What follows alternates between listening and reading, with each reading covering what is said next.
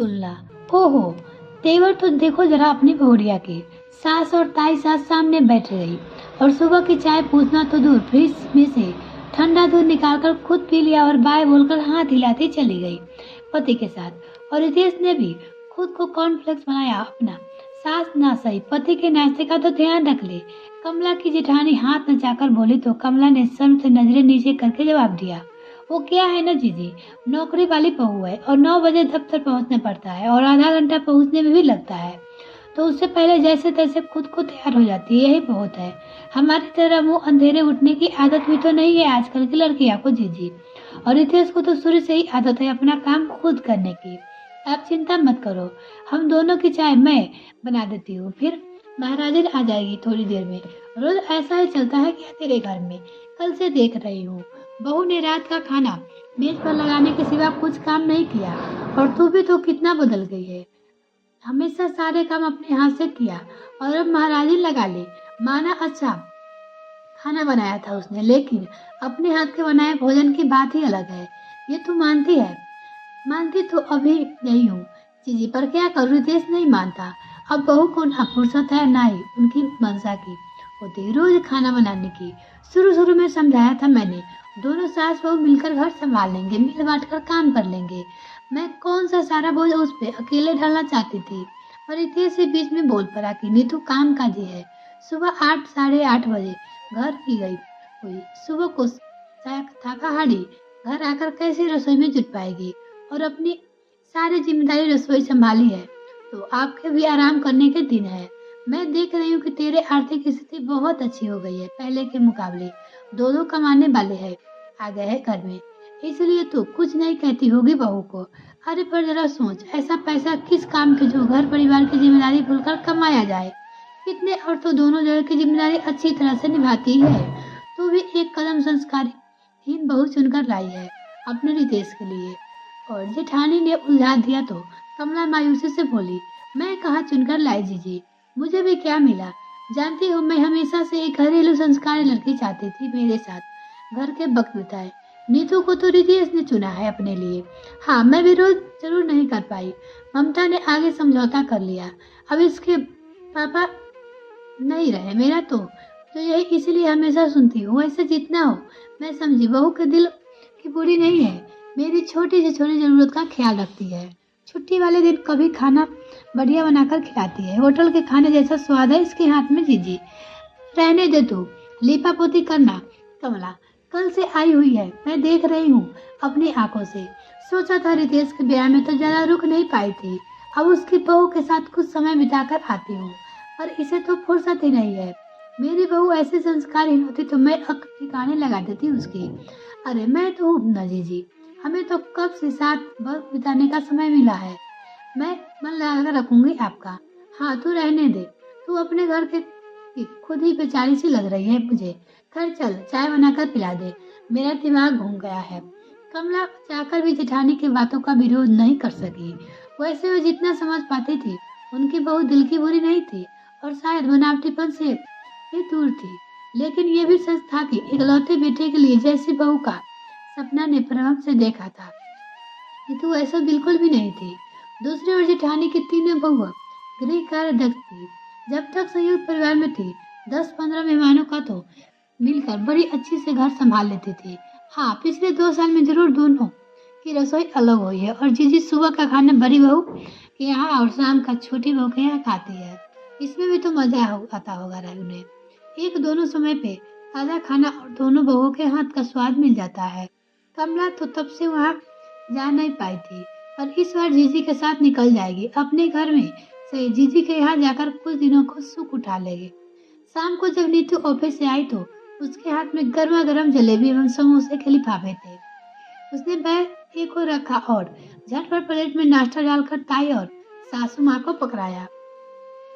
Plate हाथ में लेते हुए ताई ने ताना मारा, बहू तेरे हाथ का कुछ भी मिलेगा खाने को या मेरे लौटने तक बाजार का ही महाराज के हाथ का ही खाना पड़ेगा भैया, बस।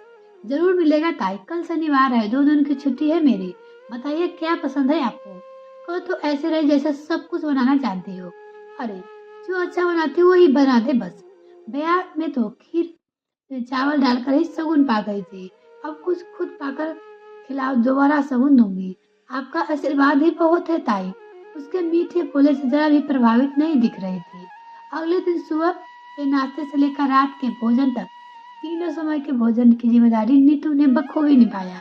कमला को भी उसने रसोई से दूर रखा। हाँ, महाराज ने अवश्य उसका हाथ पटा दिया था। ताई मन ही मन उसकी आंख कला को प्रभावित थी। सगुन भी पकड़ाई, परंतु खुलकर प्रशंसा सा नहीं कर सकी। और जो आड़े सा आ रहा था। अगले दिन सवेरे रविवार को नितेश अपने दोस्त की शादी में शहर से बाहर चला गया। दोपहर से कमला को ठंड लगकर तेज बुखार चढ़ गया। ताई तो बहुत घबरा गई थी, लेकिन नीतू ने फौरन डॉक्टर को बुला लिया। समय पर दवाई खिलाने से लेकर ठंडी पानी की पटिया रखने की सारी जिम्मेदारी उसने बखूबी निभाया। वैसे ताई कमरे में सोती थी, लेकिन रात को ताई के सोने की व्यवस्था दूसरे कमरे में करके नीतू ही कमला के पास सोई। कमला का बुखार कम हो गया था, परंतु रात को भी नीतू ने कई दफा उनका माथा छूकर अपनी तसल्ली की। अगले 2 दिनों में छुट्टी भी उसने ले ली थी। ताई हर बात पे नजर रखे हुए थी, पर मन ही मन उसकी तुलना अपनी दोनों बहुओं से कर रही थी। हालांकि वो भी नहीं कर सकी, परंतु मन ही मन अब वो नीतू उनसे खिस पा रही थी। 15 दिन बाद जब लौटी तो कमला भी कुछ दिनों के लिए उनके साथ उनके घर आ गई। दोनों बहुओं ने फीकी सी मुस्कुराहट के साथ चाची साथ का स्वागत किया। बहुत जल्द से वो समझ गई कि जेठानी के घर में सब कुछ पहले जैसा नहीं रहा। दोनों भाइयों के बीच वो हंसी मजाक नहीं बचा था। दोनों बहू आपस में जरूरत पर ही बोलती। चचेरे भाई बहन के बीच प्रेम कम और प्रतियोगिता अधिक थी। सुबह का खाना बड़ी बहू के कमरे में भिजवा दिया तो कमला से रहा नहीं गया। जी आप मेज पे सबके साथ खाना नहीं खाती अब? अरे कमला, घर में होता ही कौन है? दिन में बच्चे देर से आते हैं और सुमेश तो सीधा शाम को ही आता है। बड़ी बहू मुझे समय पे खाना देती है, फिर खुद जब मर्जी होती तब खाती। कमला ने कोई उत्तर नहीं दिया। शाम को कमल पिज्जा लेकर कमरे में आया। कमला उस समय बाथरूम में थी, परंतु उन्हें सुनाई सब दे रहा था। कमल अपनी माँ से कह रहा था, माँ गीता के सिर में दर्द है, इसलिए आज पिज्जा मंगवा लिया है। आपको और चाची के लिए यही ले आया हूँ। जी फुसफुसाकर बोली। कमल, जब तक मैं तेरी चाची यहाँ है थोड़ा ध्यान रख ले। तुम लोग पिज्जा मंगवाया है वो तो ठीक है, पर साथ बैठकर ही खा लेते हैं। माँ, बच्चे के इम्तिहान चल रहे हैं, उनको डिस्टर्ब नहीं कर सकते। चाची तो अभी रहेगी, कभी बाहर खाना खिलाने ले चलेंगे। अरे पर बच्चे भी तो खाना खाने उठे ही होंगे। वो अपनी बेटा से कहती है। माँ, पिज्जा ठंडा हो रहा है, मैं कहते हुए कमल बाहर निकल गया।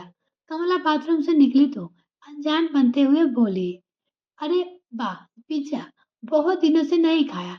चलो जीजी शुरू करो, ठंडा हो जाएगा। वो अपनी जेठानी से कहने लगी। जीजी के आंखों में आंसू भरकर बोली, कमला, मैं अपने परिवार को जोड़कर नहीं रख पाई। शायद मेरा कड़ा अनुशासन और एक दूसरे से तुलना करना ही इसकी वजह है। आज मेरे अनुशासन को मानना तो दूर, मेरी बात कोई सुनता तक नहीं। तू ऐसी गलती मत करना, नहीं तुझे नीतू के रूप में हीरा मिला है। बहुत संस्कारी बहू है तेरी। यहाँ हुआ उसकी तुलना करने उसके दिल में अपनी इज्जत कम मत कर लेना। और सुन, क्या कुछ दिनों के लिए फिर से तेरे घर चल सकती हूँ? नीति के सामने से वो कहना मुझे कह देना चाहिए था, पर मेरे अहंकार में नहीं कह दिया। कैसी बात कर रही हो जीजी? आपका ही घर है वो, जब तक जी चाहे रहिए। भगवान है तू, इस बुढ़ापे में जो तुझसे ये भी नहीं कह सकती कि पर मैंने नीतू के साथ अच्छा व्यवहार तो नहीं किया था। पर क्या तब भी नीतू ऐसा कर सकेगी? जरूर कहेगी जीजी, भरोसा है मुझे उस पे। कमला का दिल अपने बेटे बहू के पास लौटने के लिए मचलने लगा। खाना समाप्त करते उन्होंने नीतू को फोन लगा दिया और नीतू बेटा, तेरे बिना मन नहीं लग रहा है मेरा और तेरी ताई का भी। वो भी कुछ दिनों और तेरे साथ रहना चाहती है। तुम्हें कुछ भी कहना है तो उस पर फोन पे नहीं, सामने से। ये भी कोई पूछने की बात है मम्मी? वो घर विकी पर ही है, उन्हीं का घर है। वैसे मुझे भी घर खाली लग रहा है आपके बिना। मैं जल्दी से आप दोनों का टिकट बुक कराती हूँ। कमला ने फोन रखते हुए जेठानी की ओर देखा। उन्होंने भी पूरा वार्तालाप सुना था और उनके चेहरे पर संतोष था। मिलते हैं नेक्स्ट फ्रेंड, तब तक के लिए bye. Thanks for watching this video. तो अगर मेरे चैनल को अभी तक सब्सक्राइब नहीं किया तो प्लीज़ मेरे चैनल को जल्दी से सब्सक्राइब कीजिए।